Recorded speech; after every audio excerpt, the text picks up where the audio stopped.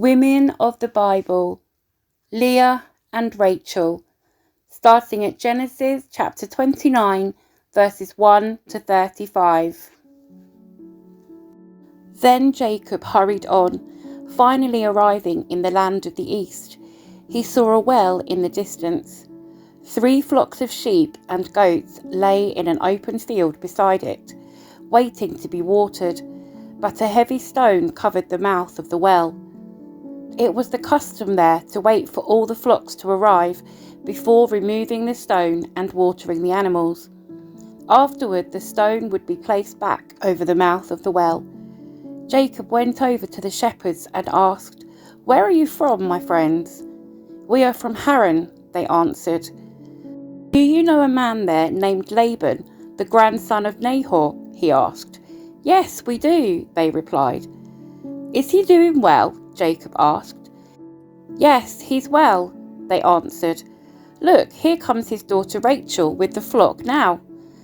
Jacob said, "Look, it's still broad daylight, too early to round up the animals. Why don't you water the sheep and goats so they can get back out to pasture?" "We can't water the animals until all the flocks have arrived," they replied. Then the shepherds moved the stone from the mouth of the well, and we water all the sheep and goats. Jacob was still talking with them when Rachel arrived with her father's flock, for she was a shepherd. And because Rachel was his cousin, the daughter of Laban, his mother's brother, and because the sheep and goats belonged to his uncle Laban, Jacob went over to the well and moved the stone from its mouth and watered his uncle's flock. Then Jacob kissed Rachel as he wept aloud.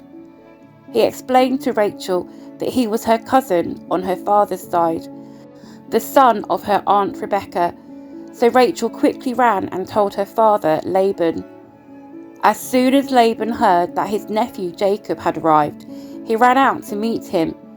He embraced and kissed him and brought him home. When Jacob had told him his story, Laban exclaimed, "You really are my own flesh and blood." After Jacob had stayed with Laban for about a month, Laban said to him, "You shouldn't work for me without pay just because we are relatives. Tell me how much your wages should be." Now Laban had 2 daughters. The older daughter was named Leah, and the younger one was Rachel. There was no sparkle in Leah's eyes, but Rachel had a beautiful figure and a lovely face. Since Jacob was in love with Rachel, he told her father, "I'll work for you for 7 years if you'll give me Rachel, your younger daughter, as my wife." "Agreed," Laban replied. "I'd rather give her to you than to anyone else. Stay and work with me."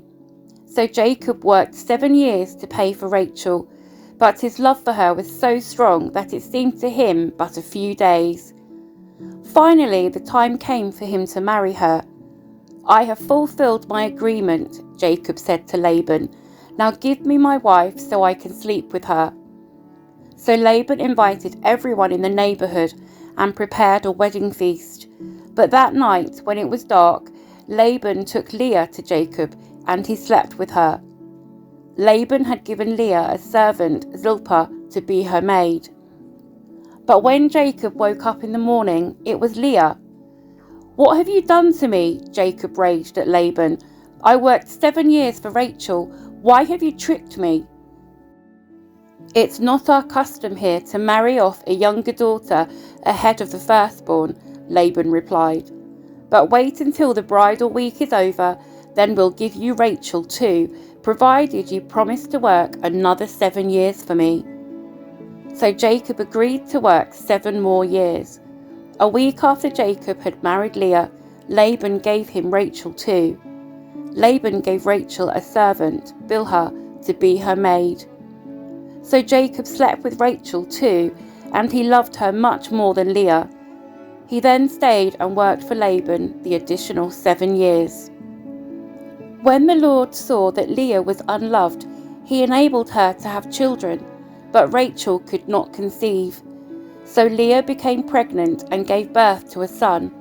She named him Reuben, for she said, "The Lord has noticed my misery, and now my husband will love me."